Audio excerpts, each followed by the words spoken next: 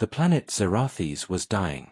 Smoke choked the skies, and the red glow of burning cities stretched across the horizon like veins of molten metal. Once a world of gentle forests and crystal rivers, it now resembled a corpse laid bare beneath the sun.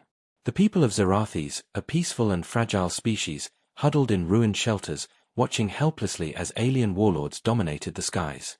The warlords' ships moved like predators, enormous and black, blotting out the stars. Their weapons were precise, merciless. Entire city blocks disappeared in seconds, leaving behind nothing but ash and screaming silence. Fires roared in every direction, painting the night in shades of orange and black, while the weak winds carried the scent of burning fuel and burning life. The Zerathian leaders, desperate and trembling, convened in the last surviving council chamber. Their walls were scorched, the air was thick with smoke. "We cannot hold them," one whispered, voice shaking. "We do not even have weapons to defend ourselves." Another leader, older, with eyes like grey stones, nodded gravely. "Then we have only one choice. Send a message to the galaxy. A call for help." And so they did. The SOS was broadcast across every known star system. The message was simple: we are being destroyed. We have no defenses. Please, help us. Days turned into nights, and nights back into days. The Zerathians waited in silence, counting each passing hour as their world burned around them. Sometimes, when a particularly large explosion shook the ground, they would brace for the inevitable end. But no response came. Their hope began to waver. "No one will answer. We are alone." Then, one evening, when the smoke hung thick over the dying forests and the rivers had long since turned to steam, a response came, but it was not what the Zerathians expected. It came from the Deathworlders. Even saying the name aloud caused shivers to run through Zerathian spines. Deathworlders were not allies of anyone. They were legends whispered across the galaxy, stories of a species so brutal, so relentless, that entire fleets had vanished at their approach. Their worlds were dead, twisted landscapes where no ordinary life could survive. Yet somehow, they thrived in places where others would perish instantly. The message was brief: "We have received your call. We will come." The Zerathians stared at the transmission, their hearts pounding in unison. The words were clear, simple, but terrifying. Help had arrived, but it was help unlike anything they could imagine. As hours passed, the sky itself began to change. The first Deathworlder ships appeared as small blurs on the horizon. At first, the Zerathians thought they were enemy scouts, coming to finish the slaughter. But the ships moved differently, fast, purposeful, almost alive. Their black hulls absorbed the light of the dying sun, leaving only shadows in their wake. The people of Zerathis gathered in the streets, craning their necks to see the approaching fleet. Fear and awe tangled together, twisting in their stomachs. Could they survive the Deathworlders' world? Could anyone survive their world? Even the leaders hesitated. One spoke, voice low and trembling: "Are they saviors? Or a bigger threat?" No one knew. The Deathworlders had never been predictable. They did not follow logic as other species did. They did not negotiate, they did not plead, they did not hesitate. And they never arrived empty-handed. As the massive black ships approached, the ground itself seemed to vibrate with their presence. Each one was enormous, taller than the tallest Zerathian towers, wide enough to shadow entire city blocks. Their edges were jagged and asymmetrical, as though designed not by engineers, but by creatures who thought in ways humans, or Zerathians, could not comprehend. Children were pulled close to their parents, and the elderly closed their eyes, whispering prayers in a language long forgotten. Fires cast flickering shadows across terrified faces, making the scene look like some apocalyptic painting brought to life. Then, as the fleet drew closer, a strange, almost imperceptible sound filled the air. Not a roar, not a hum, but a pulse, like the heartbeat of a living machine. The ships were not only alive in form, they seemed alive in essence. Every pulse made the ground tremble slightly, as if the Deathworlders themselves were walking upon the world. Zerathians began to whisper among themselves. They are watching. Not us, the warlords. Us. Time seemed to slow. Smoke curled like ghostly fingers, ash fell like snow, and the Deathworlder ships halted just above the surface, black silhouettes against a sky still bright with burning cities. From the largest ship, a shadowy figure appeared, standing where no one thought a creature could stand. It moved slowly, deliberately, scanning the landscape with eyes, or sensors, that glowed faintly like dying embers. The Zorathians froze, unsure whether to flee or remain rooted to the spot. The creature did not speak at first. It simply observed, silent and terrifying. Every instinct in every Zorathian screamed, "Run! Hide! Pray!" Finally, a voice echoed through the ruined city, not loud, not threatening, but resonant in a way that filled every mind simultaneously. "We are here to solve problems," it said. "Your enemies will die." A collective shiver ran through the crowd. There was no offer for peace, no negotiations, no promises. Just certainty. The Deathworlders had arrived, and the balance of the universe had just shifted. The Zorathians exchanged glances, their fear mingled with a fragile spark of hope. Perhaps these terrifying beings were their only chance. Perhaps the world was not yet lost. The Deathworlder fleet hung silently above the burning cities of Zorathes. The air was thick with smoke and tension. The Zorathians could barely breathe, their hearts hammering as they watched the black shapes of the alien ships blot out the sky. From the largest ship, a ramp extended slowly, almost like it was growing from the ground. Shadows stretched across the ruined streets as Kryn, the Deathworlder leader, emerged. Towering, with skin dark as obsidian and eyes glowing faintly red, Kryn was unlike anything the Zorathians had ever imagined. Every step he took made the ground shiver. The council of Zorathians gathered in what remained of their city hall. Trembling, one of the leaders spoke into the communicator. We welcome you. Please, help us." Kryn's voice echoed, not through speakers, but directly in their minds. It was calm, controlled, almost mechanical. "We do not negotiate. We solve problems." A murmur ran through the council chamber. The words were not rude, not threatening, but terrifying in their certainty. The Deathworlders did not ask, they did not plead, they simply stated what would happen. The Zorathians tried to explain the situation. "The warlords, they have weapons beyond our understanding. They have destroyed everything. We are helpless." Kryn nodded once. His glowing eyes scanned the maps the council displayed, then he turned to leave without another word. Confused, the Zorathians followed. Outside, the streets were a mixture of fire, rubble, and panic. The Deathworlder soldiers moved methodically, scanning the area. They did not attack civilians. They did not ask questions. They observed. Then Kryn stopped in the middle of the ruined square. He raised one arm, and a strange device extended from his gauntlet. Light spread across the streets, buildings, and debris. It mapped everything in perfect detail: enemy positions, hidden weapons, weak points in the city's defenses. One Zorathian whispered, almost to themselves, They see everything. Not like we do." Kryn turned again. His voice was firm. "We do not need permission. We only need results. Stand aside." The Zorathians watched, part in awe, part in fear. They expected diplomacy, demands, negotiations, but the Deathworlders operated in a language of action, not words. Hours passed. The alien warlord's fleet was still in orbit, unaware of the Deathworlders' presence. The Zorathians could see the black ships moving like living shadows across the sky. Every maneuver was precise. Every strike calculated. Kryn finally spoke to the Zorathians again. "You will survive, if you follow us. Do not interfere. Logic will fail your enemies. Chaos will favor us." The Zorathians didn't understand entirely, but the tone left no room for doubt. The Deathworlders had a plan. It was not logical in any way the Zorathians could comprehend, but they could feel the inevitability in it. Night fell. The fires of the destroyed cities burned like warnings across the horizon. From the rooftops, civilians could see the alien ships move in patterns no one could predict. The warlords had weapons, numbers, and experience, but the Deathworlders had something entirely different: unpredictability. And for the first time in days, the Zorathians felt a flicker of hope. Not because they understood what would happen, but because they realized that whatever came next, their enemies would not know what hit them. As the camera pans across the devastated city, one thought lingers in every mind: help has arrived, but it does not follow any rules we know. The next morning, The sky over Zarathes was filled with black shadows.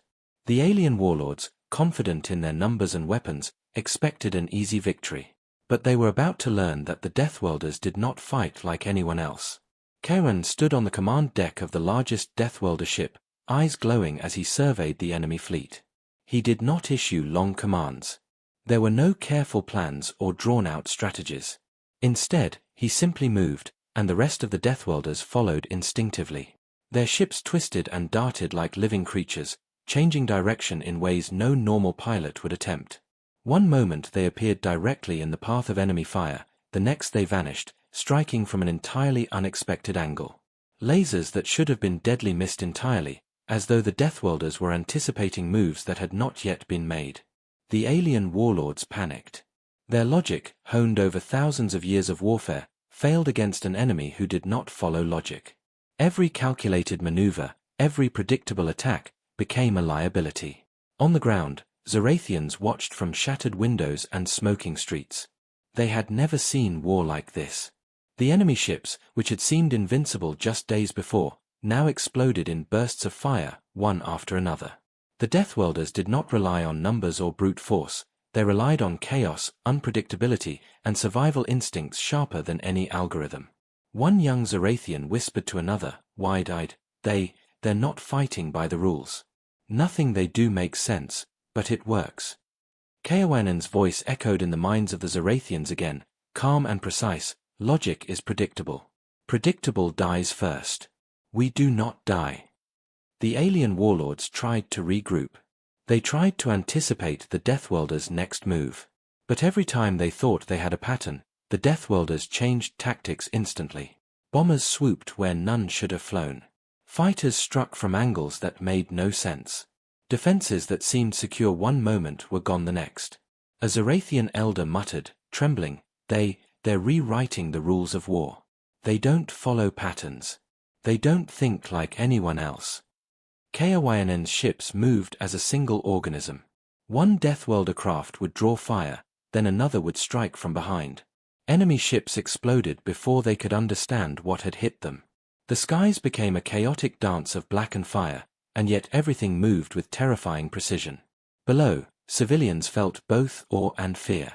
Their planet was being saved by beings who seemed almost supernatural. But the cost of misunderstanding them was clear. One wrong move could destroy the very people they were protecting. By the end of the day, the enemy fleet was in disarray. Their commanders shouted orders that were ignored, strategies that failed, weapons that misfired. The Deathworlders had no plans, no logic, and yet they were winning. In a quiet moment, Kawanen turned his glowing eyes toward the surviving Zarathians.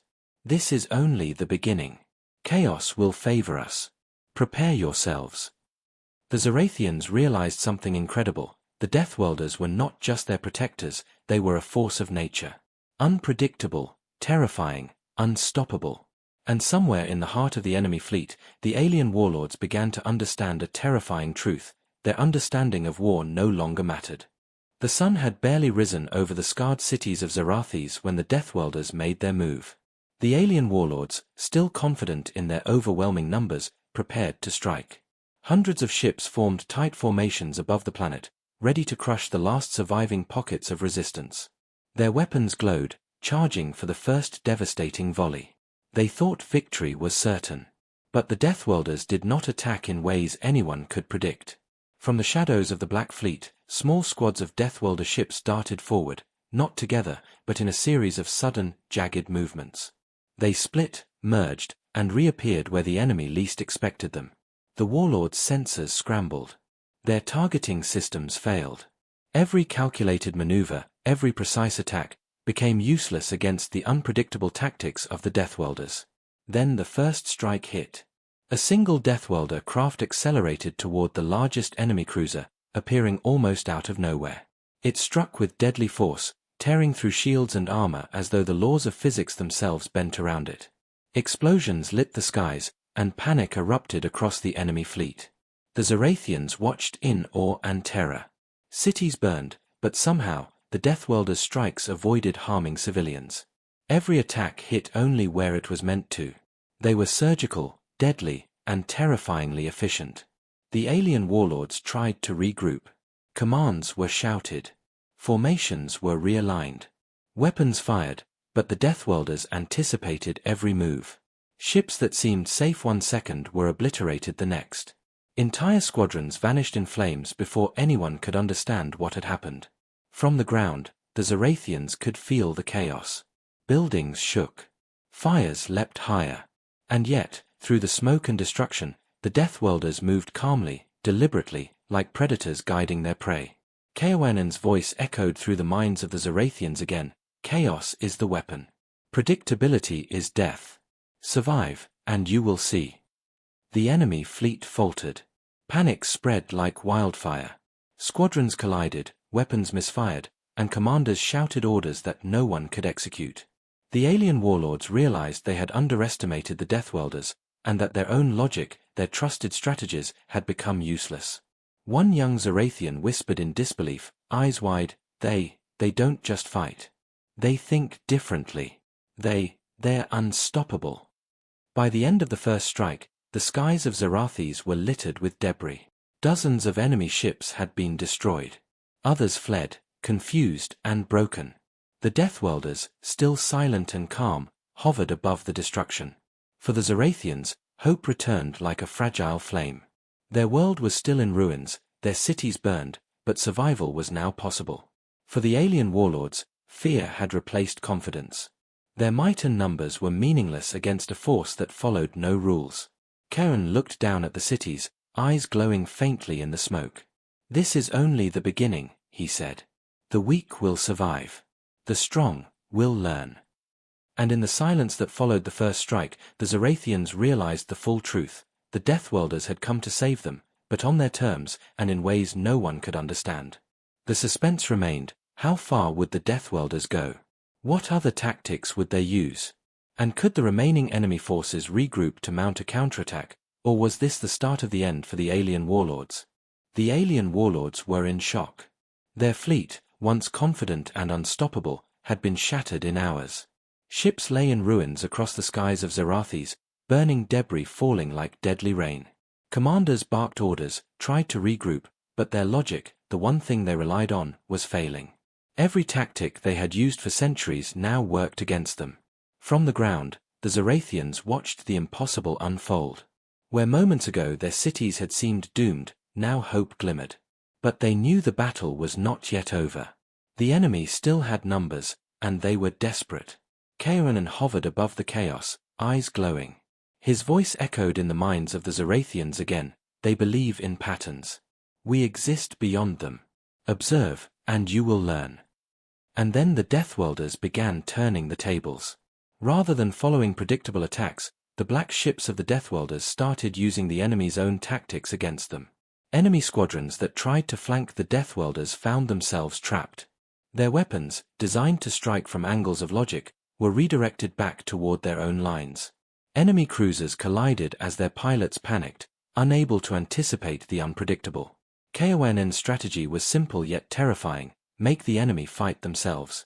Every move the warlords made became a weakness. Every formation, every plan, fell apart under the deathworlders' chaotic precision. The skies above Zorathes were a storm of fire and metal. The alien warlords screamed orders that no one could follow. Their numbers no longer mattered. Chaos reigned, and the deathworlders thrived in it. On the ground, Zorathians began to feel a strange sense of power. Though they could not fight, they could watch and understand. The deathworlders were teaching them, silently, without words, without lectures. The lesson was clear: predictable enemies die first. Adapt, or perish. A young Zorathian turned to an elder, or written across their face. They don't just fight, they think differently. They make the impossible happen. The elder nodded, voice trembling. They are not like anyone we have ever known. Perhaps, they are the only ones who could save us. Meanwhile, the remaining enemy warlords realized something horrifying. Their greatest strength, strategy, numbers, and experience, was now their greatest weakness. Their ships moved in ways that seemed logical, but the deathworlders used that logic against them. Predictable patterns became traps. Every attack became a misstep. Kaoanen's ships moved as if alive. They struck, vanished, reappeared. Enemy formations crumbled like sandcastles under waves. And in the center of it all, Kaowen remained calm, almost detached, as though watching a puzzle solve itself. By the end of the day, the enemy fleet was broken. Smoke rose from the scattered wreckage, and what remained of the alien warlords' command structure was in chaos. For the first time in their history, they faced a foe they could not comprehend. The Zorathians, standing among the ruins of their city, whispered to one another. They called for help, and the Deathworlders answered. Yet, even as hope surged, fear lingered. The Deathworlders had saved them, but they were not gentle, not forgiving, not predictable. What would they do next? And could the Zorathians survive the lessons yet to come? The alien warlords were broken, but not defeated. Humiliation burned in their hearts, and desperation drove them to one last gamble. They had lost ships, commanders, and pride, but they still had numbers. And they were determined to strike back. From the remaining warlord fleet, a new formation emerged, tight, disciplined, and filled with deadly intent. Their weapons glowed brighter than ever before, ready to turn Zorathes into a smoldering grave. The Zorathians watched from their shattered shelters, fear coiling in their chests. The Deathworlders hovered silently above, seemingly calm, almost bored. They had anticipated this. They had waited. Kaowen's eyes glowed as he scanned the approaching fleet. His voice echoed through the minds of the Zorathians. They will try again. Let them. Predictability will fail them, again. The alien warlords unleashed their attack. Laser beams cut through the smoke and ash, and bombs streaked across the sky. This time, they hoped, they could overwhelm the Deathworlders' chaos with raw force. But the Deathworlders did not panic. Their ships twisted, split, and disappeared into impossible angles. Enemy weapons struck empty air or collided with their own allies. Every move was anticipated, yet nothing followed logic. From the ground, Zorathians could hardly comprehend the speed and precision. One massive cruiser approached from the side, thinking to flank the Deathworlders, but it vanished in a blinding explosion before it reached its target. Another squadron dove toward the planet, only to find themselves trapped in their own weapon fire. A young Zorathian gasped. They're everywhere, and nowhere at once. Kaowen's voice, calm and commanding, resonated again. Chaos is not random. It is controlled. Learn this, and you may survive. The enemy's counterattack turned into their undoing. Their greatest hope, their own strategy, was twisted against them. Ships collided mid-air. Leaders shouted orders that could not be followed. Confusion spread like wildfire. Yet, the Deathworlders did not crush everything immediately. Instead, they tested the enemy, probing weaknesses, forcing mistakes, teaching lessons in real time. Every strike was precise. Every movement deliberate. And all the while, Zorathians began to see the method hidden in the madness. By the end of the counterattack, the alien warlords were defeated once more, this time humiliated beyond recognition. Their fleet was fractured. Their command structure shattered. And for the first time in centuries, they understood one terrifying truth. They could not beat the Deathworlders using logic alone. The Zorathians, watching in awe, began to whisper among themselves. We asked for help, and they answered. But not like anyone else could. Even as the enemy fled into the shadows of space, fear lingered. The Deathworlders had won, but their victory was not gentle. They were survival incarnate, unpredictable, and utterly alien. Kaowen looked down at the planet, voice calm yet filled with authority. This is only the beginning. The galaxy is filled with those who believe they understand war. They do not. And when they challenge us, they will die. The Zorathians realized something chilling. The Deathworlders had saved them, yes, but their methods were beyond comprehension, and survival came at the cost of embracing a world that defied all rules the Zorathians had ever known. The skies over Zorathes were quiet now, but the air still vibrated with the echoes of battle. Smoke curled from shattered cities, and fires still licked the ruins of what had once been vibrant streets. The alien warlords had fled, their fleet broken and humiliated. For the first time in generations, the people of Zorathes could breathe without immediate fear of annihilation.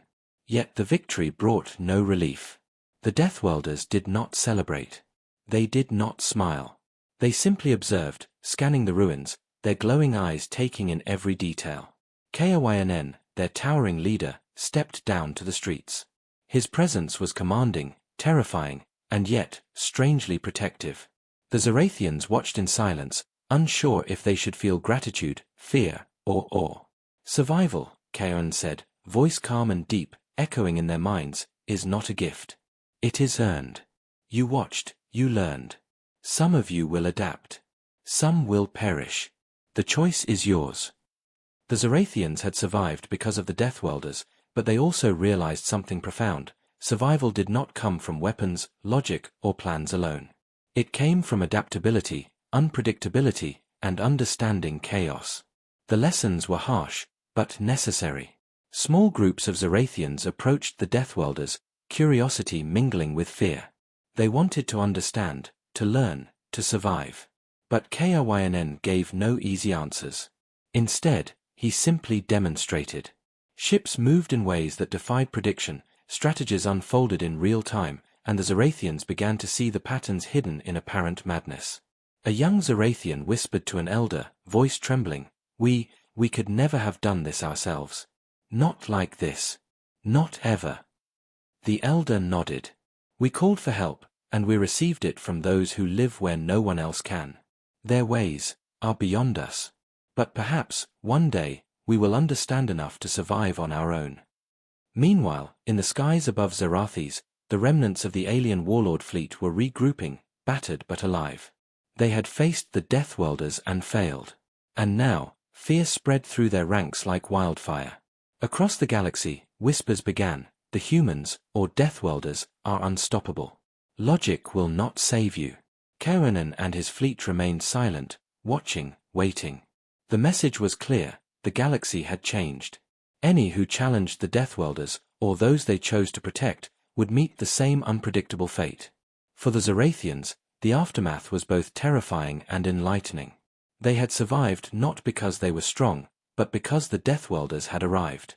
And they had survived by witnessing a new kind of strategy, one that did not follow rules, one that thrived on chaos and adaptability. As the fires burned out and the ash settled over the planet, the Zarathians looked to the horizon, knowing the universe was larger, stranger, and far more dangerous than they had ever imagined. Yet for the first time, they felt hope, not because the Deathworlders would always save them, but because they had learned a lesson that might one day allow them to survive on their own. Kayn's voice echoed one last time in their minds, adapt. Survive. Or die. The choice is always yours. The planet of Zarathis was scarred, but alive. The Deathworlders had answered the call. And in their wake, the Zarathians realized the galaxy was no longer a place where logic alone would keep them safe. The skies over Zarathis were quiet now. Smoke still curled from ruined cities, but the worst of the chaos had passed. The alien warlords had fled, their fleet shattered and humiliated. The planet was scarred, but alive, and the Zarathians could finally breathe without immediate fear of annihilation. Yet peace was fragile. The Deathworlders did not linger long. Their black ships, massive and incomprehensible, rose silently into the sky. Kayn's towering figure appeared one last time, his glowing eyes scanning the planet and its people. You have survived, he said, voice echoing in the minds of every Zarathian. Do not mistake survival for safety. The galaxy is vast, and danger waits everywhere. Remember what you have seen. Remember what you have learned. Logic will not always save you. Adapt, or perish. With that, the Deathworlders vanished into the void, leaving behind silence, ashes, and a lesson written in fire. The Zarathians stood among the ruins, eyes wide, hearts pounding. They had witnessed the impossible. They had seen a species that thrived where all others failed. They had learned that survival was not about power, numbers, or even courage. It was about unpredictability, adaptation, and understanding chaos itself. Far beyond Zarathis, across the stars, word began to spread. Whispers in alien tongues carried tales of the Deathworlders and the humans they protected. Entire fleets hesitated before attacking. Entire empires reconsidered their strategies. The galaxy was beginning to understand that one species had returned, or perhaps never truly left, and it did not fight by any rules anyone could understand. Somewhere, in the darkness of space, the alien warlords plotted revenge. But they knew, deep in their bones, that they had faced something beyond comprehension. Logic had failed them. Predictability had failed them. And the Deathworlders, or the humans, would always survive. Back on Zerathes, the people began to rebuild. Cities would rise again. Lives would be lived, even amidst the ruins. And in quiet moments, they would remember the lesson the Deathworlders had taught them. The universe was not a place for the predictable. It was a place for the adaptable, the unpredictable, the survivors. And the galaxy would remember, too. The SOS had been answered, but not by allies anyone expected. A new order had been written in fire and shadows, one that all who survived would carry in memory. Underestimate humans, or the Deathworlders, and you will be erased. The stars above Zerathes glimmered silently. Somewhere, beyond sight and reach, the Deathworlders moved, watching, waiting. And the galaxy knew, a new force had awakened, and it followed no rules anyone could comprehend. The universe would never be the same.